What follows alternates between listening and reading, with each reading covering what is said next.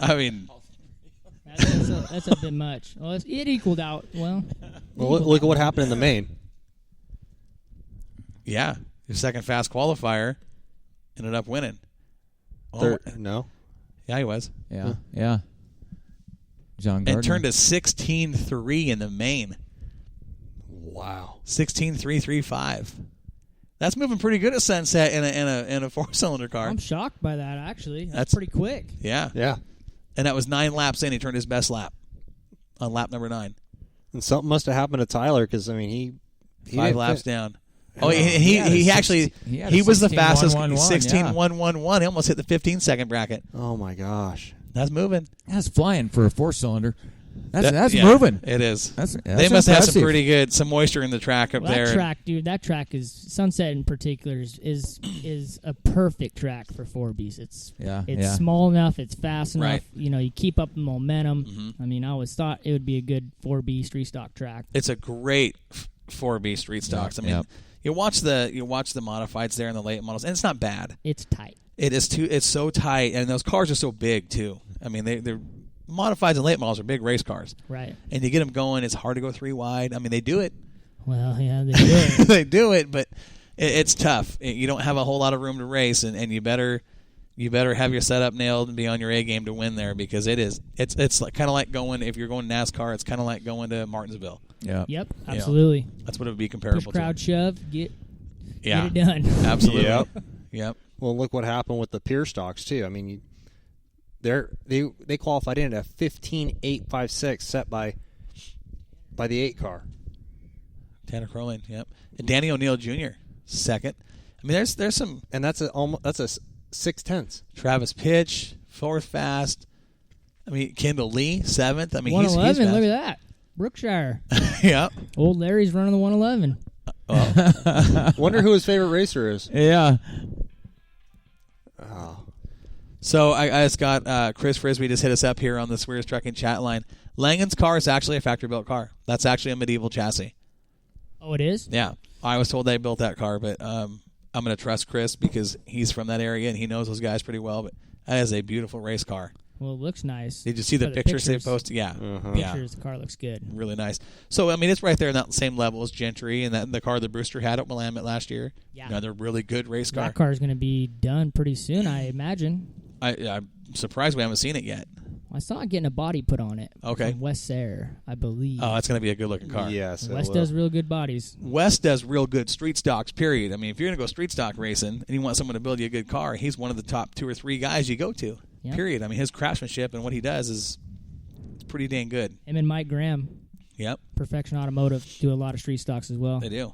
Yeah, good craftsmanship. But Wes is always posting something on his Facebook page. You know, there's always a new car rolling out of that shop, and they just look fantastic. Yeah, I mean, he does good work. So we'll see what these cars do, and that's one thing.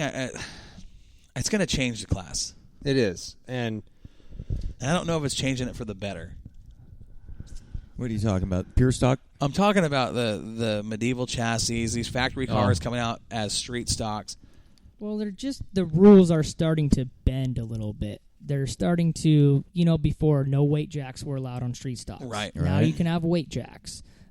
Which you have on the Sportsman's. Now they're all running modified shocks, all these nice stuff. And you can run tubular A-arms. Back in the day, you couldn't run that. Right. You had to run stock, front suspension. Which is what a street stock is. It's a street stock. Now, the other big thing, why guys are so opposed to this new school street stock is you're starting to see a lot of these cars show up. And the argument is, in our rules, the body has to match the frame. So you can't take a Ford frame and put a Chevy body on it. And you can't move the firewall.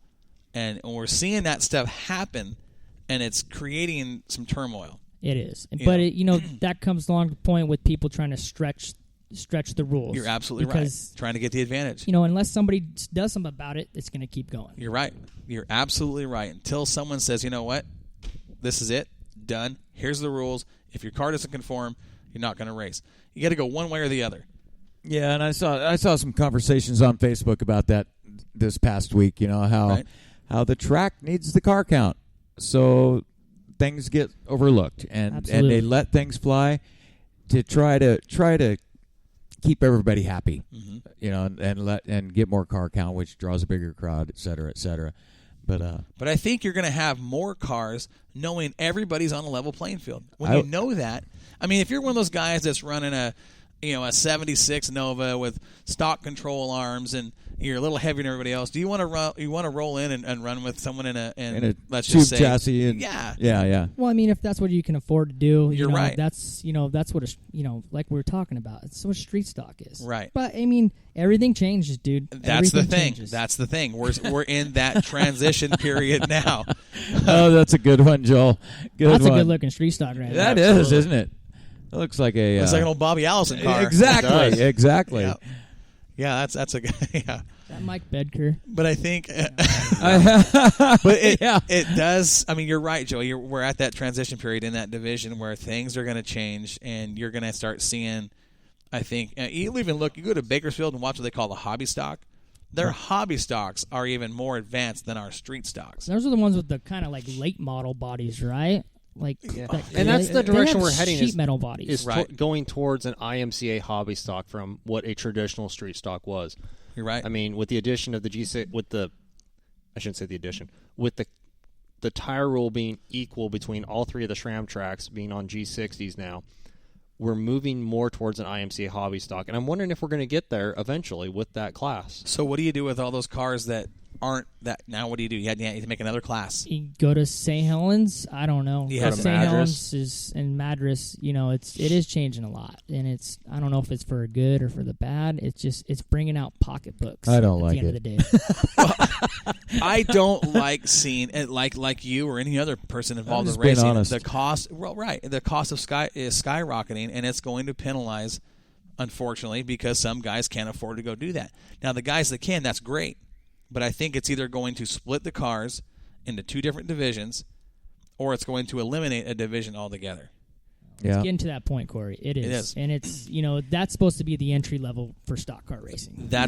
Hornets weren't around back in the day that much. Street stock was the entry level racing. That's what I started racing when I was young. J cars. But everybody that I know, Brian Kronk, Colin Weinbarger, Billy Workman Jr., all of us have raced street stocks, and they're street stocks. And it's a great way to learn how to race. Anybody can get in and drive, but you've got to learn how to race. That's the big thing.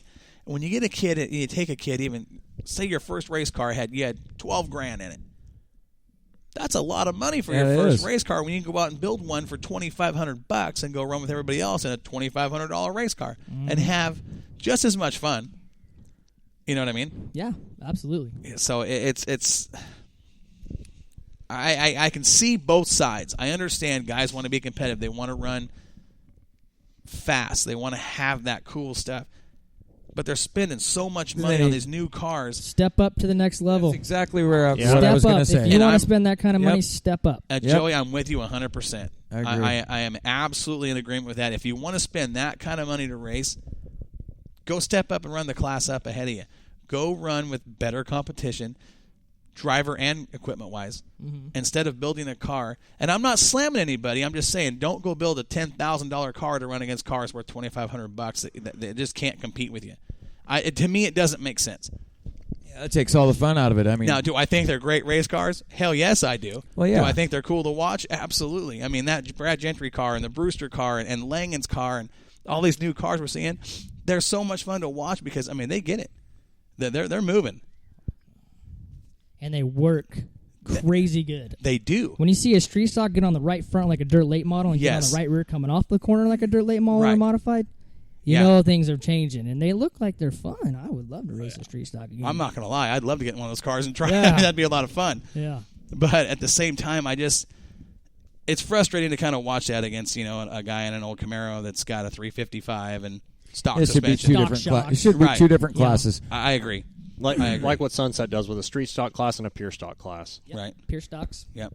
Pure stocks are the street stocks pretty much. I think on a pure stock, you have to. They have to run a 2-barrel car. You have to run a 2-barrel, but you can't run tubular uppers. Right. And you got to run DOT tires. And no weight jacks, too. I believe.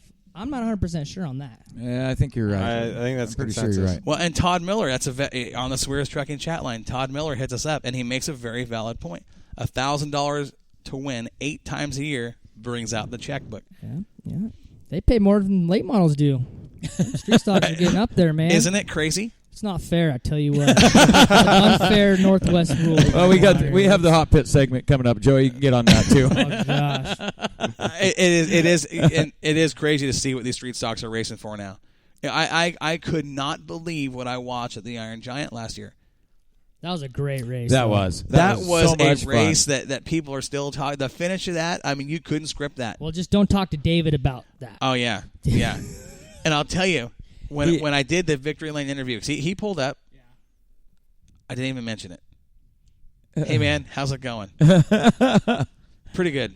I mean, he was a little, and I get it. I mean, there was $5,000 on the line. $5,500 Yeah. to win. That's the biggest payout we've ever had at Willamette, I believe. I cannot remember anything bigger. I don't think either. the biggest payout for late models, and that's the top class that you'd have Last the payout, year, was $5,000 $5,000 to win. Yep. We had it one time before that too, when the first year of the Clear Cup. That, Right. The guy from California came and drove. Mike Johnson. Yep. Drove Maya's car and won it. Yeah, I remember that race. I was sitting on the front stretch with a wrecker. Yeah. Oh no. Not good. Leading the race. Oh, geez. Yeah, but to Mike Johnson's credit, he's a hell of a race driver. He's a wheel man. There's He no is. doubt about that. And it doesn't matter what class he's in. That guy is competitive in any kind of car. Before there was Bobby Hogue, there was Mike Johnson. You're right. Yep. You're right. He's got a great reputation in the state of California. That dude can wheel a race car. But I was surprised to see him come in and win that race, because you just don't show up at Willamette and win against. I mean, that is. You don't, but tricky track. You also got to remember, you don't show up and jump into one of Rob Maya's cars. What? Yeah. Yeah. Rob, at least, in the benefit of that, he was a good driver, and he got in top equipment. Right. And he did have Friday to practice, because we had a Friday practice. And I didn't think I thought he was going to do good. I mean, I wanted to win, because I was one of the drivers, but I knew he was the one to win. To beat him and Rob and Trevor. Right. Mike Johnson's a wheel man. He is and we see him when we go down to California, and we saw him last year at the Bud Nationals. Right. Up front, dominating, and broke. I mean, just... In the late model? No, in the mod. Yeah. Oh, in the mod. In the mod, he was, fast. Up front, running away. Yeah. And then the car just let go on him. And yeah, he's a dang good driver. He used to get, it's unfortunate because he's lost his help. He's usually had help over the years with his cars that he's been driving for people, and financial help, help, and it's tough. Sponsors are leaving every day. We're going to do a show. We're going to dedicate a show to the cost of racing, and we'll spend a couple weeks doing some research and make some valid points. I'd love to hear. Well, next week might be a good week to do that if we have no racing this weekend. Well, I'm pretty sure I should have come down next week too, because that's a. You are That's that I door. can really chime in on, because I've been at the asphalt level and the dirt level. I can tell you right now, this dirt level is starting to get up to that asphalt level. Yeah, it is. Yes, it is. So you got the asphalt guys over here and the dirt guys over there. That's true. On the other side of the Let's table. have a little Whoa, competition here. I'm a dirt guy. I I switched for a year and a half. But you won a race. You won a big one. I won 4 races, actually. You won the big one up there, too. The big one in Yakima. And it was fun. And it was a learning experience. The Fall Classic? Fall Classic, Yeah. But it was a spendy one, I tell you what. There's a reason why I don't do it anymore. Yeah, that's the problem with asphalt racing is we think we spend a lot of money, doing the dirt stuff. Oh, it's nothing. Yeah, asphalt, it's a whole different ball game. Yep. That's crazy. There's your main for your pure stocks right there. Look at who finished up front. Well, the 111 was in Victory Lane somewhere. Dude, if you keep that up, Manchild's going to come across this table and smack you. I might deserve it. Yeah, you maybe. Remember one of those toys that extend when you press the button and with the boxing glove on? Yeah. Okay, you take that. But we know taser. Brookshire's fast up there. We know Brookshire's fast, and there's Kendall Lee finished third in the main. This must have been an extended race, because look at it. Yeah. Look at 101 laps. Yeah, a lot of time. That was a pure stock 101. Mandy Clark, 4th place. Good for her. Good run for her. I went to high school with Mandy. She's spent a lot of time in the car lately. She was actually in a car at the Iron Giant last year. She was. Yeah. No, the day after. Joey drove the Iron. Oh, that's right. That's right. Yeah. But I remember her that weekend was in the car. The other Joey, not this Joey. Right. The other Joey. Tardio. Joey Tardio in the 04. Yep. His car looks pretty cool. It does. The pictures got like an asphalt old nose on it. It looks kind of cool. Yeah. Dwarf cars. Man. Danny Altum. Very familiar name in the dwarfs. This isn't the feature.